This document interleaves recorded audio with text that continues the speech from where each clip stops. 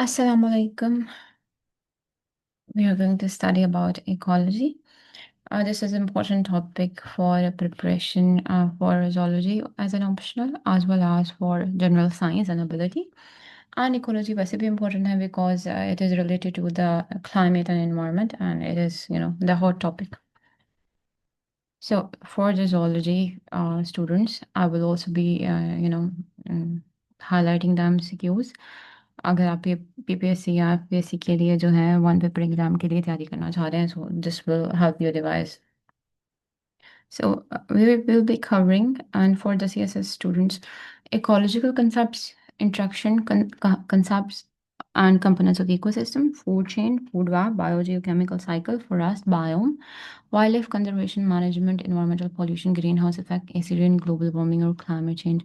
ये सारे के सारे टॉपिक्स जो हैं वो कवर किए जाएंगे. रिमेंबर सीएसएस के सिलेबस में अगर हमें सिंपली इंट्रैक्शंस आता है ना, तो हमने सिर्फ इंट्रैक्शंस नहीं पढ़ने, हमने प्रीडेशन की भी हमसे डिटेल मांगी जा सकती है, पैरासिटिज्म की भी मांगी जा सकती है, कमेंसालिज्म, म्यूचुअलिज्म, एवरीथिंग. बायोजियोकेमिकल साइकिल में सेपरेट नोट नाइट्रोजन साइकिल पे आ सकता है, फॉस्फोरस पे आ सकता है, again all encompassing. Wild life conservation and management में बहुत सारा आ सकता है, पाकिस्तान के रेलेवेंट भी आ सकता है, एनवायरमेंटल पोल्यूशन की भी बहुत डिटेल में, all the kinds, acid rain and all. So we have to deep dive. So strategy यहाँ पर ये होगी स्टडी की कि first of all I will and you should also take one book.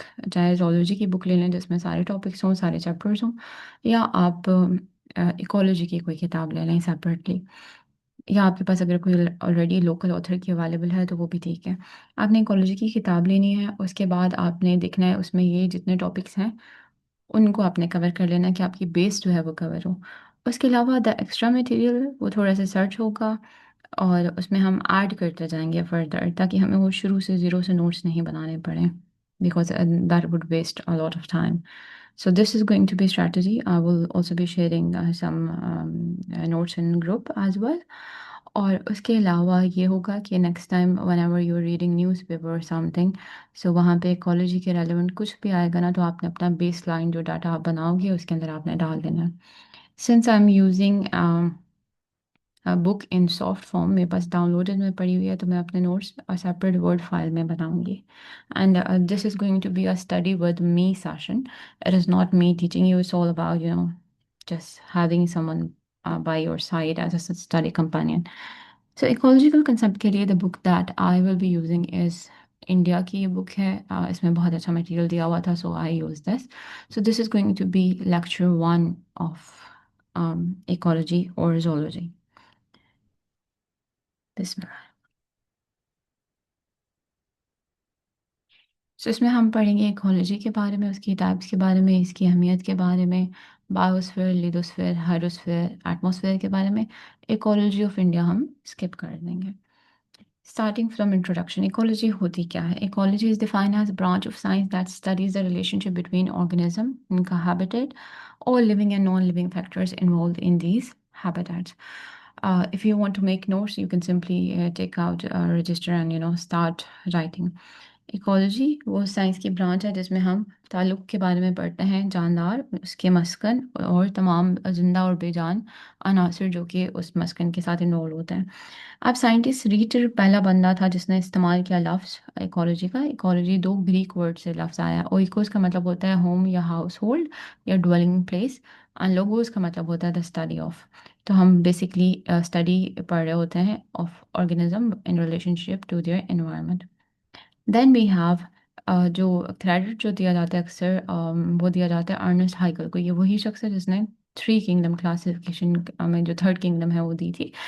तो इसने वर्ड दिया था ecology in 1866, referring to the relationship of organism with the environment. So Ernst Haeckel को हम ये we give him credit for this term. अभी भी MCQs में सेपरेट पूछा जा सकता है the meaning of word oikos as well as कि किसने टर्म कॉइन की थी. अब इसकी डेफिनेशन जो सबसे एलाबोरेट मुझे यहाँ पे लगी है, दैट इज इकोलॉजी क्या है? साइंस ऑफ इंटरेक्शन और inter relation between living organism and their environment. जिंदा चीज़ें और उनके माहौल के दरमियान इंटरेक्शन, जिसके अंदर हम फिजिकल वाले भी और बायोटिक यानी लिविंग वाले फैक्टर्स भी देखेंगे, उसके अलावा इंटर स्पीशीज और इंट्रा स्पीशीज रिलेशन भी देखेंगे।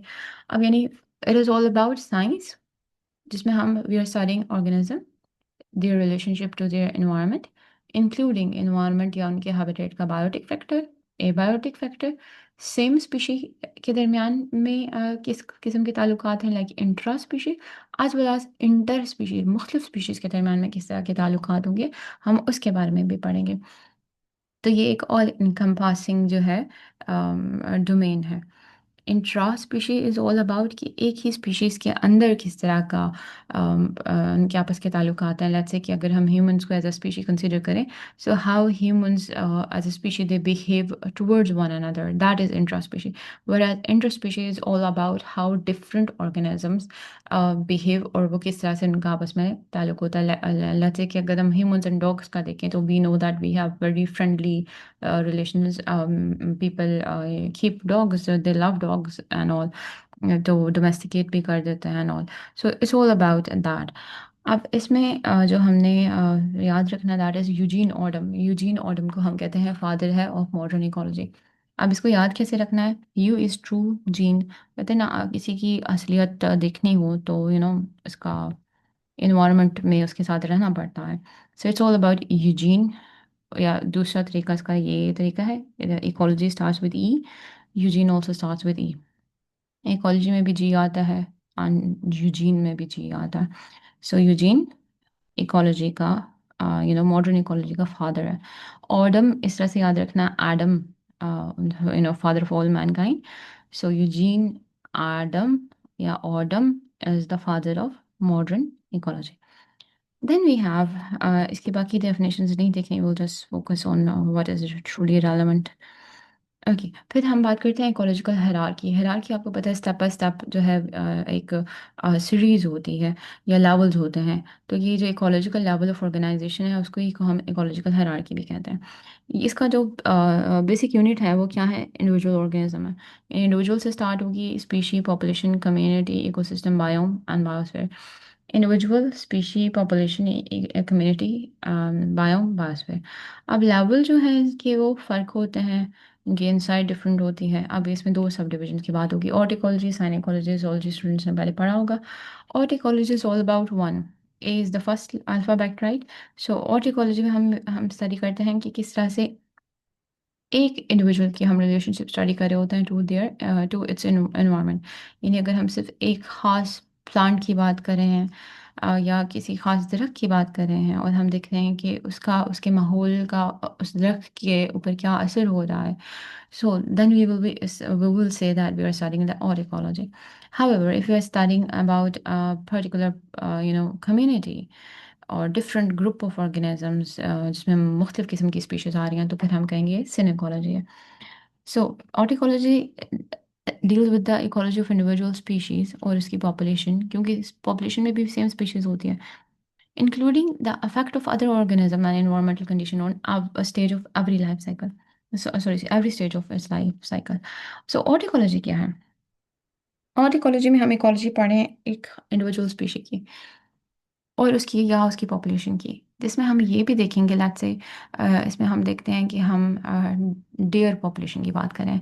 अब डियर पॉपुलेशन की जैसे हम स्टडी करें, तो अगर हम एक डियर पढ़े हैं तो भी ऑर्टिकोलॉजी, अगर डियर की हम पूरी पॉपुलेशन पढ़े हैं तो भी ऑर्टिकोलॉजी, स्पीशी एक ही है। अब हम पढ़ेंगे कि उसका जो माहौल है वो किस तरह से उसके ऊपर असरअंदाज हो रहा है। और हम ये भी पढ़ेंगे कि मुख्तलिफ उसके माहौल की जब हम बात करें ना, तो हम उसके माहौल की ज़िंदा और बेजान अनासर दोनों को जो है शामिल रखेंगे। तो उसके माहौल के अंदर अगर कोई प्रेडेटर है, लेट्स लायन है, तो लायन का भी तो डेयर पे असर हो रहा है। But since we are only studying the deer, we are only studying about lions in relationship to how they affect the deer population, तो अभी भी ये ऑर्टिकोलॉजी कंसिडर की जाएगी। सेकेंड में वी हैव साइनिकोलॉजी। साइनिकोलॉजी क्या करती है? It is about the study of different population, ठीक है, डिफरेंट पॉपुलेशन, डिफरेंट ऑर्गेनिजम्स, उनका आपस में किस तरह के ताल्लुकात होते हैं, वो सब कुछ जब हम पढ़ेंगे तो लोग से ये इसको यानी ऑर्टिकोलॉजी को आप एक इंडिविजुअल टाइप की इकोलॉजी कह सकते हैं, जबकि सिनिकोलॉजी जो है वो हमारे पास कम्युनिटी इकोलॉजी टाइप है। Moving on. तो यानी अगर हम एक ट्री की बात करें, किसी खास दरख्त की बात करें और हम उसकी इन्वायरमेंट वगैरह को स्टडी करना चाह रहे हैं, तो then what we are doing is autecology. अगर हम पूरे फॉरेस्ट के ऊपर बात कर रहे हैं और फिर हम देख रहे हैं कि इन्वायरमेंट के ऊपर उसके क्या इन्फ्लुएंसेस हो रहे हैं, किस तरह से इन्वायरमेंट उसको इन्फ्लुएंस करेगा, तो फिर हम इसको सिनेकोलॉजी कहेंगे। यहाँ पर बहुत मज़े का दिया हुआ है, if you can remember, in the word of harid, harid two. ये दो तरह की जो स्टडी है, ऑर्टिकॉलजी और साइनिकोलॉजी, इंटर रिलेट करती हैं। सिनिकोलॉजी क्या करता है, एक ब्रॉड ब्रश से पूरी पेंटिंग कर देता है। ये क्योंकि आप पूरे फ्रेश की बात कर रहे हो कि ये किस तरह की बात हो रही है। लेकिन अगर आप एक उस फ्रेश में से किसी एक तरफ की बात कर रहे हो, तो फिर you just drawing with fine line, और आप एक फाइन स्ट्रोक डाल रहे हो। सो देन हम कहेंगे कि फाइनल डिटेल जो है दैट इज ऑल अबाउट ऑर्टिकॉलजी, क्योंकि अब आप एक चीज़ की बात कर रहे हो, तो you are studying one thing in detail. अब मुख्तलिफ तरह की इकोलॉजी है। अब इकोलॉजी में हम, अगर हम लिविंग ऑर्गेनिज्म, क्योंकि हम लिविंग ऑर्गेनिज्म को देख रहे हैं और हम देख रहे हैं रिलेशनशिप टू देयर एनवायरनमेंट, तो यानी एक एस्पेक्ट उसका सब डिवीजन उसकी लिविंग ऑर्गेनिज्म हो गया, दूसरा उसकी एनवायरनमेंट हो गई। तो लिविंग ऑर्गेनिज्म को देखो तो एक इंडिविजुअल भी हो सकता है, एक पॉपुलेशन भी हो सकती है, एक कम्युनिटी भी हो सकती है। तो उसकी बेसिस पे हम डिवाइड करते हैं ऑर्टिकोलॉजी, जिसको हम स्पीशियोलॉजी भी कहते हैं, जिसमें अभी मैंने मेंशन कर दिया, I will not repeat my self. Population ecology क्या होती है, जब हम पूरी देख रहे होते हैं कि एक पॉपुलेशन किस तरह से डिस्ट्रीब्यूट है, अबंडेंट है या नहीं है, वो सब कुछ। कम्युनिटी इकोलॉजी क्या है, जिसमें हम देख रहे हैं कि मुख्तलिफ किस्म की जो पॉपुलेशन है वो किस तरह से ऑर्गेनाइज हुए हैं, how are they functioning as communities. ठीक है, कम्युनिटीज़ क्या होती हैं, असम्बलेजेस ऑफ इंटरेक्टिंग पॉपुलेशन, बहुत सारी किस्म की पॉपुलेशन जो है, जब वो असेंबल हो जाती है तो हम उसको क्या कहते हैं, कम्युनिटी। तो ये हम पढ़ेंगे ऑर्गेनिज्म लेवल वाली इकोलॉजी में। अब दूसरे में अगर हम इकोसिस्टम देखें, क्योंकि इकोलॉजी